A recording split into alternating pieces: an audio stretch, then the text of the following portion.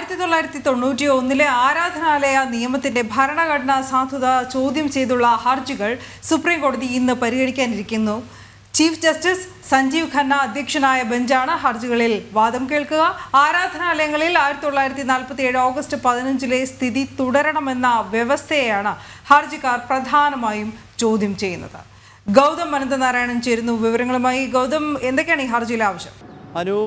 വിവിധ ഹർജികളാണ് ഈ വിഷയത്തിൽ ഇന്നിപ്പോൾ സുപ്രീം കോടതിയിൽ വാദം തുടങ്ങുന്നത്. ഉച്ചതിരിഞ്ഞ് 3:30 ചീഫ് ജസ്റ്റിസ് സഞ്ജീവ് ഖന്ന അധ്യക്ഷനായ 3-അംഗ ബെഞ്ച് ഈ ഹർജികൾ പരിഗണിക്കും. 2021 ആദ്യ ഹർജി ഈ സംഭവവുമായി ബന്ധപ്പെട്ട്, അതായത് ഈ 1991 മത ആരാധനാലയ നിയമത്തിലെ ഭരണഘടനാ സാധ്യത ചോദ്യം ചെയ്തുള്ള ആദ്യ ഹർജി സുപ്രീം കോടതിയിൽ വന്നു. പിന്നീട് അതുമായി ബന്ധപ്പെട്ട തുടർച്ചയായ നിരവധി ഹർജികൾ വന്നു. ഈ ഹർജികളെല്ലാം ഒരുമിച്ചാണ് സുപ്രീം കോടതി പരിഗണിക്കുന്നത്. ഹർജിക്കാരുടെ പ്രധാനപ്പെട്ട ആവശ്യം എന്നത് ഈ നിയമത്തിൻ്റെ ഭരണഘടനാ സാധുത പരിശോധിക്കണമെന്നുള്ളതാണ്. നമുക്കറിയാം 1991 മത ആരാധനാലയ നിയമത്തിൻ്റെ അടിസ്ഥാനം എന്നത് 1947 നമ്മുടെ രാജ്യത്തിന് സ്വാതന്ത്ര്യം ലഭിക്കുന്ന ഘട്ടത്തിൽ ആ സമയം ആരാധനാലയങ്ങൾ, അത് ക്ഷേത്രങ്ങളാണെങ്കിലും അതല്ലെങ്കിൽ മറ്റ് ഇതര മതവിഭാഗങ്ങളുടെ പള്ളികളോ മസ്ജിദുകളോ ഒക്കെ ആണെങ്കിലും അതിൻ്റെ അന്നത്തെ സ്ഥിതി തന്നെ തുടരണം എന്നതാണ്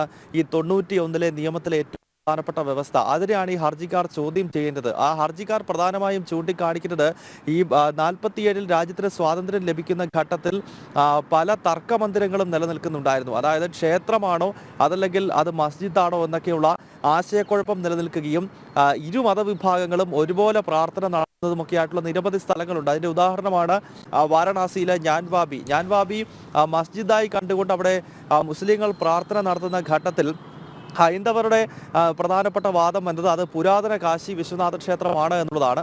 ഈ 47 രാജ്യത്തിന് സ്വാതന്ത്ര്യം ലഭിക്കുന്ന ഘട്ടത്തിൽ മസ്ജിദ് എന്ന നിലയിൽ മുസ്ലിങ്ങൾ പ്രാർത്ഥന നടത്തുന്നത് പോലെ തന്നെ ആ മസ്ജിദിൻ്റെ അല്ലെങ്കിൽ ആ തർക്കമന്ദിരത്തിൻ്റെ ചില ഭാഗങ്ങളിൽ ക്ഷേത്രത്തിൻ്റെ പ്രതിഷ്ഠകളും അതല്ലെങ്കിൽ പുരാതന കാശി ക്ഷേത്രത്തിൻ്റെ വിഗ്രഹങ്ങളും ഒക്കെ അവിടെ നിലനിൽക്കുന്നുണ്ട്. അപ്പോൾ ആ കാലത്ത് അവിടെ ഹിന്ദുക്കളും ആരാധന നടത്തുന്നുണ്ടായിരുന്നു. അങ്ങനെ വരുമ്പോൾ അത് ഏത് മതത്തിൻ്റെതാണ് എന്നത് സംബന്ധിച്ചുള്ള വലിയ തർക്കങ്ങൾ അവിടെ നിലനിന്നിരുന്നു. അതിനാലാണ് ഈ മത ആരാധനാലയ നിയമത്തിലെ ചില വ്യവസ്ഥകളെ ചോദ്യം ചെയ്തുള്ള ഹർജികൾ സുപ്രീം കോടതിയുടെ പരിഗണനയിലേക്ക് വന്നത്. എന്തായാലും ഈ ഹർജികളെ എതിർത്തുകൊണ്ട് മുസ്ലിം ലീഗ് ഉൾപ്പെടെയുള്ള രാഷ്ട്രീയ പാർട്ടികൾ, പ്രത്യേകിച്ച് കേരളത്തിൽ മുസ്ലിം സമൂഹത്തിനിടയിൽ സ്വാധീനമുള്ള സമസ്തയോടൊപ്പം തന്നെ മുസ്ലിം ലീഗ് തുടങ്ങിയ സംഘടനകളൊക്കെ ഈ ഹർജിയിൽ കക്ഷി ചേർത്തിട്ടുണ്ട്. ഇന്ന് ഉച്ചതിരിഞ്ഞ് 3:30 ഇതിന്റെ വാദം ആരംഭിക്കും.